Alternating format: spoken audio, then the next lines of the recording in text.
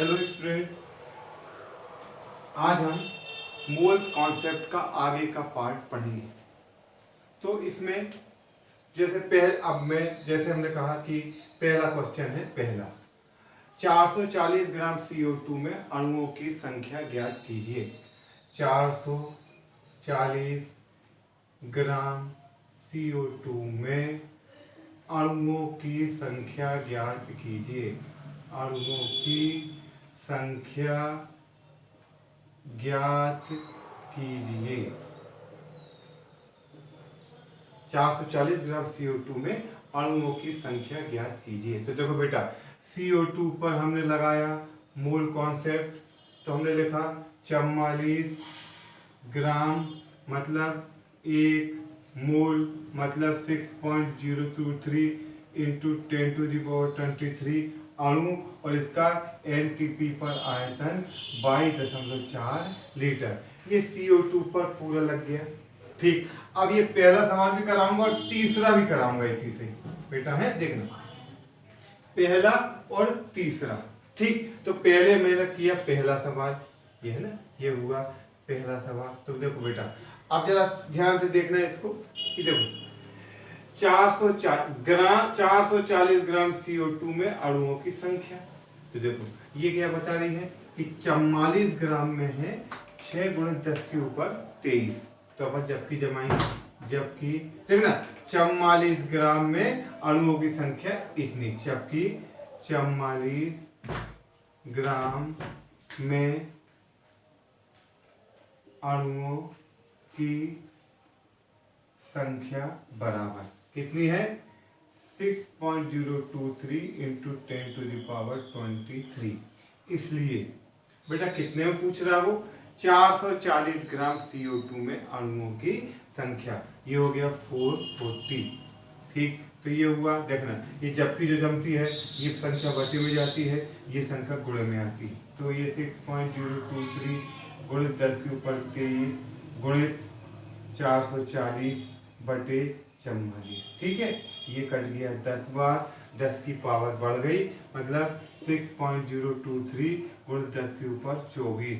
ये हो गई अणुओं की संख्या। 440 ग्राम CO2 में अणुओं की संख्या होगी 6.023 गुणित 10⁻24। क्लियर है? ये हुआ पहला सवाल। अब इसी में ये पहला सवाल हुआ है। अब आपके जो डिस्क्रिप्शन है उसमें पूरे नोट्स आपके तैयार हैं, है ना। डिस्क्रिप्शन में नोट्स आपके तैयार हैं और ये सवाल आपको मिल जाएंगे। अपन ने ऐसा माना कि ये हुआ दूसरा सवाल, इसको कह दिया अपन ने तीसरा, और ये हो गया चौथा। ठीक, अब दूसरा सवाल, ये हो गया पहला, अब दूसरा सवाल ये क्या पूछ रहा है कि 22 ग्राम CO2 का NTP पर आयतन। 22 ग्राम CO2 का NTP पर आयतन। देखो सबसे पहले इसको पढ़ो फिर से। क्या है ये, क्या बता रहा है हमें कि जब 44 ग्राम CO2 होगी, इसको हम 1 मोल कहेंगे, इसमें अणुओं की संख्या 6.02 10⁻23 होगी और इसका लीटर में आयतन होगा 22.4। तो यदि ये देखना, समझना, यदि ये 44 ग्राम पूछी होती तो हम लिखते थे 22.4 लीटर। यदि हमसे 44 ग्राम पूछी होती तो हम लिखते थे 22.4 लीटर, पर हमसे बेटा क्या पूछी है? 22 ग्राम। ठीक, ये ठीक वैसा ही है जैसे 2 पेन की कीमत 80 रुपए और तो 1 पेन की कीमत। ठीक है, तो यही है। जबकि 44 ग्राम का आयतन कितना है? 22.4 लीटर। जबकि 44 ग्राम का आयतन है 22.4 लीटर। इसलिए हमें कितने का आयतन ज्ञात करना है? 22 का।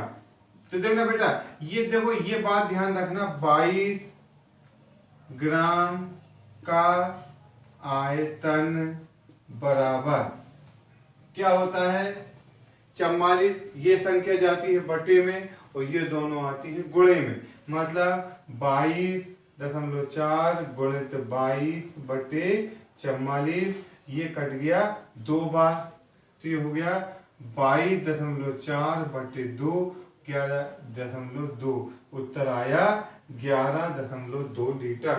मतलब 22 ग्राम CO2 का 22 ग्राम CO2 का एनटीपी पर आयतन होगा 11.2 लीटर। पहला क्वेश्चन हमसे पूछा था 440 ग्राम CO2 में अणुओं की संख्या। हम कह रहे हैं 44 ग्राम में इतने हैं, इसलिए 440 में कितने। 44 ग्राम में इतने, इसलिए 440 में कितने। ये पहला सवाल का उत्तर हो गया। दूसरा सवाल हमसे पूछा 22 ग्राम CO2 का 22 ग्राम CO2 का एनटीपी पर आयतन, नॉर्मल टेम्परेचर और प्रेशर पर आयतन।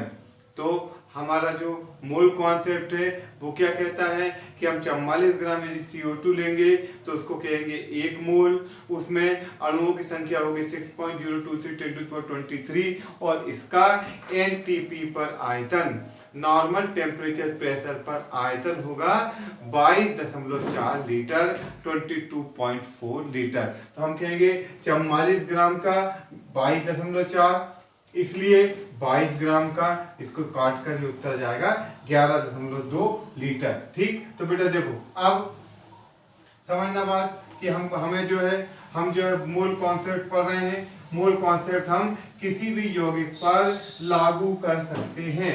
ये जो है ये हमें आना बहुत जरूरी है। अब अगला सवाल है 18 ग्राम ग्लूकोज, तीसरा अब इसको अपन ने तीसरा सवाल कहा। इसमें निकालना है मोलों की संख्या और 18 ग्राम, सवाल है 18 ग्राम ग्लूकोज में मोलों की संख्या तथा अणुओं की संख्या ज्ञात कीजिए। क्वेश्चन पूछ रहा है, कह रहा है वो कि यदि हमारे पास किसी चम्मच में या किसी करछी में 18 ग्राम ग्लूकोज है, इस ग्लूकोज में अणुओं की संख्या और मोलों की संख्या ज्ञात कीजिए।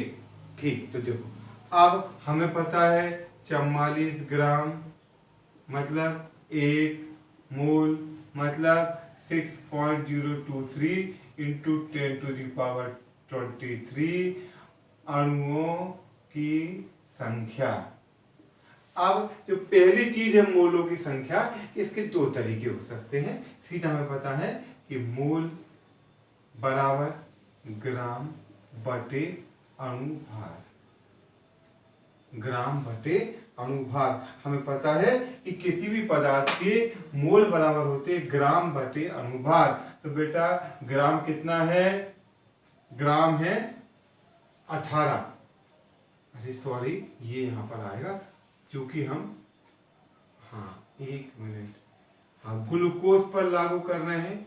हमने मोल कॉन्सेप्ट लागू किया ग्लूकोज पर, तो ये होगा 180 ग्राम मतलब 1 मोल मतलब 6.023 × 10⁻23 अणुओं की संख्या। ठीक है, अब ये हो गया ये सवाल, मैं इसको CO2 समझ के कर दिया।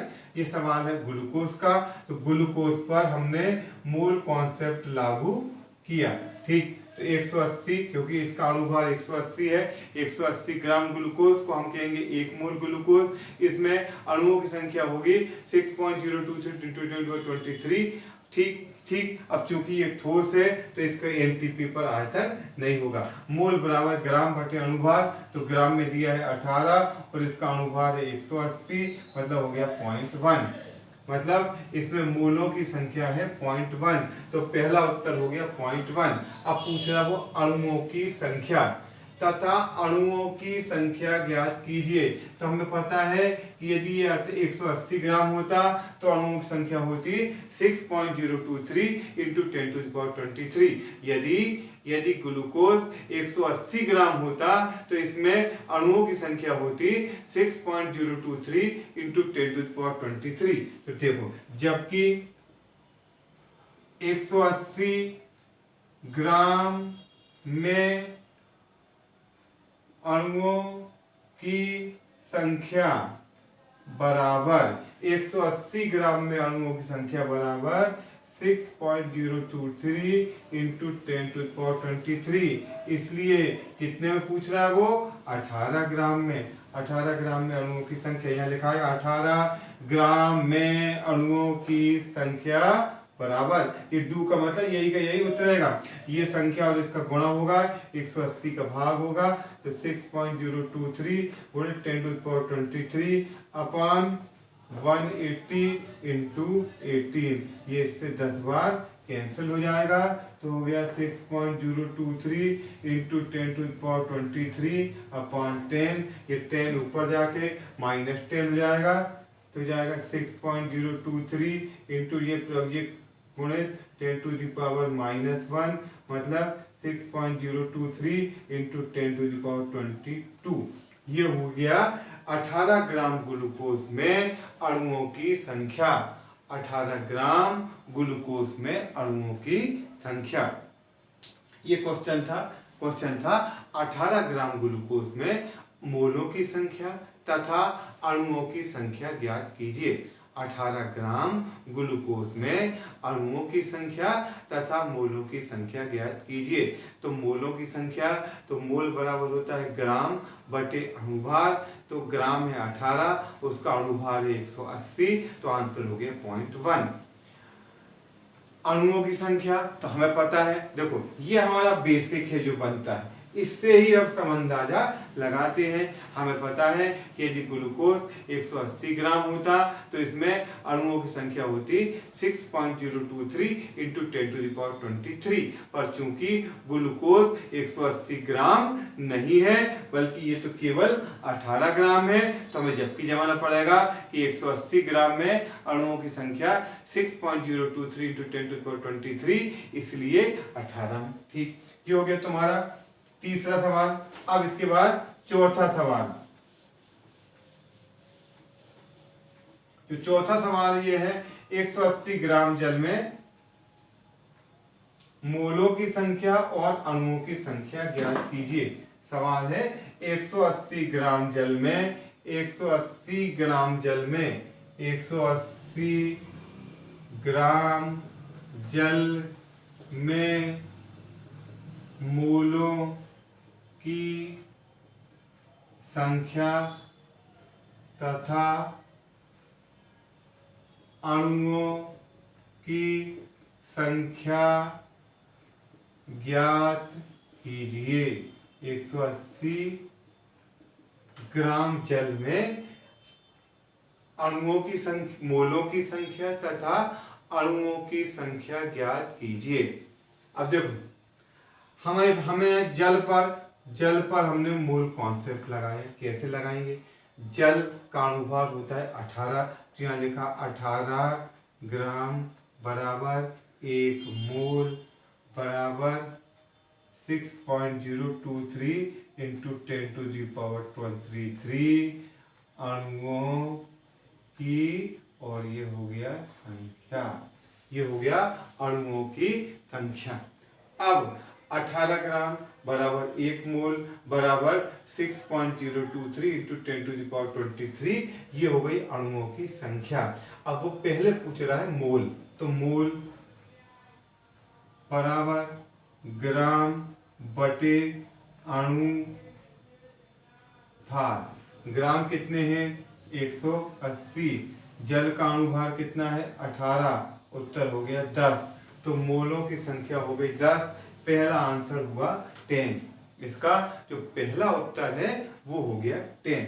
अब अगला क्या बोल रहा है वो कि 180 ग्राम में अणुओं की संख्या। हमें पता है 18 ग्राम में इतने हैं, इसलिए 180 में, तो जबकि 18 ग्राम में अणुओं की संख्या बराबर पता है 6.023 गुणित 10 के ऊपर 23, इसलिए 180। इनका गुणा और इनका गुणा और इसका भाग 6.023 गुणित 10 के ऊपर 23 बटे 18 गुणित 180, ये कट गया 10 बार, तो ये हो गया 6.023 इंटू 10⁻23 इंटू 10 मतलब 10 के ऊपर 1 की घात, तो ये हो गया 6.023 गुणित 10 के ऊपर 24। ये हो गया तुम्हारा, ये हो गया अणुओं की संख्या, मतलब 180 ग्राम जल में अणुओं की संख्या होगी 6.023 इंटू 10⁻24।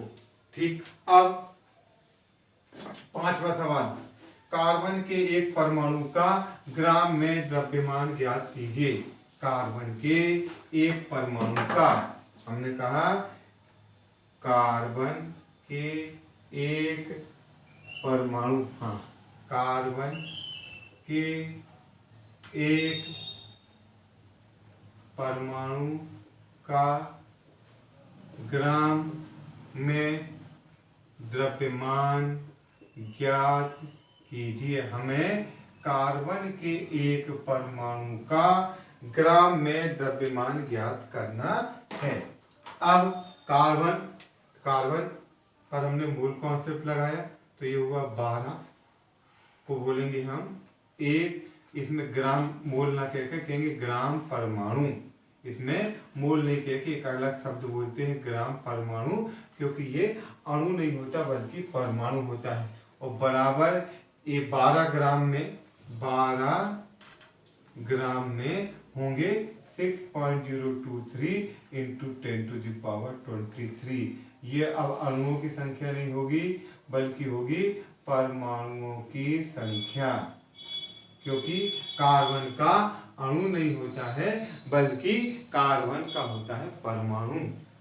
अब वो क्या कह रहा है, अब देखना, इसको समझना बेटा, ये इसमें इस तरह से जमेगा कि इतने परमाणुओं का इतना द्रव्यमान, इसलिए एक का, जबकि 6.023 इंटू 10⁻23 परमाणुओं का द्रव्यमान बराबर 12 ग्राम, इसलिए एक परमाणु का, तो ये होगा 12/6.023 इंटू 10⁻23 गुणित 1। ठीक है, अब ये देखो, ये हो गया 12/6.023 इंटू 10⁻23, ये आ गया ग्राम। अब इसका लगभग जब भाग देंगे तो यदि 6 होता तो ये 6 दूनी 12, 2 हो जाते, तो ये बेटा लगभग हो जाएगा 1.9 इंटू 10⁻23 ग्राम। मतलब परमाणु इतना छोटा होता है कि इसका द्रव्यमान होगा 1.9 इंटू 10⁻23 ग्राम। क्वेश्चन था कार्बन के एक परमाणु का ग्राम में द्रव्यमान। तो देखो, अब हमें जबकि क्या है, एक परमाणु का ग्राम में द्रव्यमान, तो जबकि कैसे जमानी पड़ेगी, इस तरफ से, इतने परमाणु का ग्राम में द्रव्यमान 12, इतने परमाणु का ग्राम में द्रव्यमान 12, इसलिए एक परमाणु का, तो 12 और इसका भाग हो जाएगा, गुणित में 1 हो जाएगा, तो जाएगा 12 ये हो जाएगा 1.9 इंटू 10⁻23। मतलब कार्बन के एक परमाणु का ग्राम में द्रव्यमान होगा 1.9 इंटू 10⁻23। तो ये हुआ तुम्हारा 5 सवाल। अब देखो, इस तरह से ये जो पढ़ रहे हैं, हम पढ़ रहे हैं मोल कॉन्सेप्ट। अब इसमें देखो, जैसे हमने कहा कि CO2 ये जो है त्रिपरमाणविक अणु है। इसमें इसके एक अणु में एक परमाणु कार्बन का है और 2 परमाणु ऑक्सीजन के हैं। मतलब इसको ऐसा समझो कि हमारे पास ये है ऑक्सीजन, ऐसा जोड़ के एक चीज बनी है। ये हुआ C, ये हुआ O, ये हुआ O। अब यदि ऐसे हमारे पास ऐसे जोड़े हम, तो हमारे पास 5 जोड़े ऐसे हैं, तो इससे कितने काले पेन प्राप्त होंगे और कितने सफेद, तो 10 काले पेन और एक नीला पेन। यदि 10 अणु CO2 के होंगे तो उससे 10 परमाणु कार्बन के प्राप्त होंगे और 20 परमाणु ऑक्सीजन के। यदि 100 परमाणु CO2 के होंगे तो इससे हमें 100 परमाणु कार्बन के प्राप्त होंगे और 200 परमाणु ऑक्सीजन के प्राप्त होंगे। तो बेटा आज जो है थोड़े से मैंने मूल कॉन्सेप्ट के थोड़े सरल टाइप के सवाल कराए। अब इसमें थोड़े कठिन टाइप के सवाल भी आपको अगले जो कल का लेक्चर है उसमें नेक्स्ट डे चालू करेंगे हम। ठीक, तो ये हो गया तुम्हारा मूल कॉन्सेप्ट और इसकी मूल अवधारणा। ओके बेटा, थैंक यू।